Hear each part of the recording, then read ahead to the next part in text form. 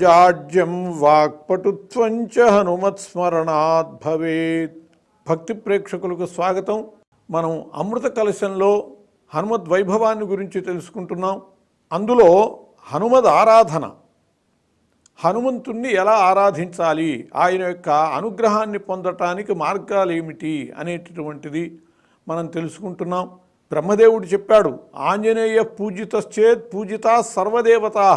ఒక్క ఆంజనేయ స్వామి పూజ చేస్తే సకల దేవతల్ని పూజించినట్లే అన్నాడు.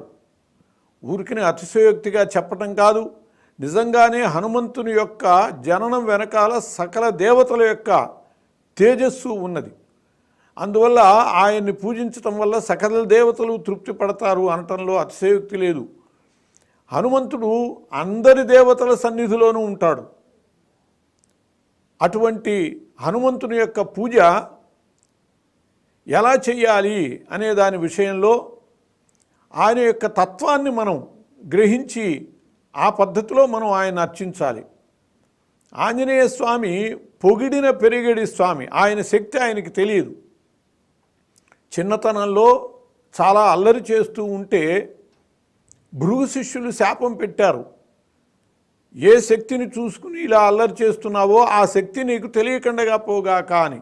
ఈయన వల్ల భవిష్యత్తులో చాలా మహత్కార్యాలు జరగవలసి ఉన్నది, మీరు అలా శాపం పెట్టడం ప్రమాదకరము అని చెప్పి ఆ స్థానిక మహర్షులు చెబితే అప్పుడు వాళ్ళు దాన్ని ఒక విధంగా ఉపసంహరించారు. ఏమిటంటే, ఎవరైనా స్తుతించి కానీ విరోధించి కానీ ఆయన శక్తిని ఆయన తెలుసుకునేటట్లు చేయగలరు అని. కాబట్టి ఆయన్ని స్తుతిస్తేనే ఆయన శక్తి ఆయనకు తెలుస్తుంది. సుందరకాండలో మనకి నిదర్శనం, సముద్ర లంఘనం చేసే ముందు దక్షిణ తీరానికి చేరి అందరూ ఎవరు దూకగలరు అని చెప్పి ప్రశ్న వచ్చి ఎవరి శక్తి వాళ్ళు ప్రకటించారు. హనుమంతుడేమీ మాట్లాడలేదు. ఈ కార్యం ఎవరూ చక్కబెట్టగలవారు లేరా అని అంటే అప్పుడు జాంబవంతుడు చెప్పాడు, ఉన్నారు మనలో ఒకడు మహానుభావుడు, అడుగు ఆంజనేయుడు. మరి ఆయన చెప్పడేమంటే ఆయన చెప్పడు, ఆయన శక్తి ఆయనకి తెలియదు. ఆయన్ని స్తుతిస్తే ఆయన తప్పకుండా ఈ మహత్కార్యం సాధిస్తాడు అని చెప్పాడు. అలాగే వాళ్ళందరూ శ్రీ ఆంజనేయం ప్రసన్నాంజనేయం ప్రభాదివ్యకాయం ప్రకీర్తిప్రదాయం అంటూ ఆయన్ని స్తుతిస్తే మహద్రూపాన్ని పొంది రామకార్యం పూర్తి చేసుకొచ్చాడు. కాబట్టి ఆయన యొక్క లక్షణం ఏమిటంటే పొగిడిన పెరిగిడి స్వామి. అందువల్ల ఆయన్ని మనం స్తుతించి ఆరాధించి ఆయన యొక్క అనుగ్రహాన్ని పొందొచ్చు.